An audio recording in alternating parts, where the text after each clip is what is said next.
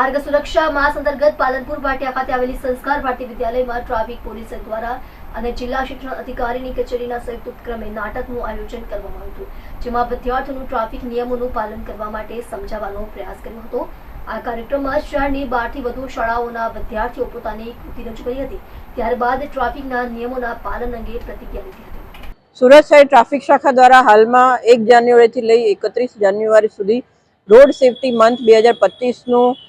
Celebration કરવામાં આવે છે, જેમાં સુરત શહેર ટ્રાફિક શાખા દ્વારા માનનીય સીપી સાહેબના અને જેસીપી સાહેબના માર્ગદર્શન હેઠળ બાળકો એટલે કે આવનારું જે આપણું ભવિષ્યનું નાગરિક છે ટ્રાફિકના નિયમો બાબતે જાણકાર બને, કઈ રીતે સુરક્ષા પોતાની સાથે સાથે પોતાના પરિવારની પણ કરી શકે તે માટે એક ડ્રામા અને ડાન્સ કોમ્પિટિશનનું આયોજન કરવામાં આવેલું હતું, જેમાં સુરતના જિલ્લા શિક્ષણ અધિકારીના સહયોગથી કુલ 12 થી વધારે સ્કૂલોએ આમાં પાર્ટિસિપેટ કર્યું છે અને અલગ અલગ સબ્જેક્ટ પર એટલે કે સીટ બેલ્ટ બાંધવો, હેલ્મેટ પહેરવું, ઓવર સ્પીડિંગમાં વાહન ના ચલાવવું, ડ્રિંક એન્ડ ડ્રાઈવ અને તમામ ટ્રાફિકના અલગ અલગ હેડના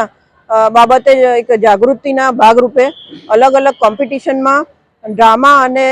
ડાન્સનું નિદર્શન કરવામાં આવેલું અને સંસ્કાર ભારતી સ્કૂલના પ્રાંગણમાં આ કાર્યક્રમનું આયોજન કરવામાં આવેલું છે। આમાં આ ડ્રામા કોમ્પિટિશનથી દરેક બાળકોમાં જે ટ્રાફિકના નિયમોની જાણકારીની સાથે સાથે તેઓ પોતે પણ જાતે એમના પેરેન્ટ્સ અને એમની આજુબાજુના જેટલા પણ સગા સંબંધીઓ, પડોશીઓ અને એમના મિત્રો છે એમાં વધુમાં વધુ ટ્રાફિકના અવેરનેસ બાબતે તેમજ ટ્રાફિકના નિયમોનું પાલન કરે તેવું બાળકોના માધ્યમથી એક જાગૃતિ ફેલાય તેવો પ્રયાસ હાલમાં સુરત શહેર ટ્રાફિક શાખા દ્વારા કરવામાં આવેલો છે। સાથે સાથે આ તબક્કે હું ચોક્કસપણે એવું સુરતના શહેરીજનોને રોડ સેફટી મંથ ઉજવાઈ રહ્યો છે તો એવી અપીલ કરીશ કે પ્લીઝ આપ 2 વ્હીલર ચલાવો ત્યારે ચોક્કસપણે હેલ્મેટ પહેરો।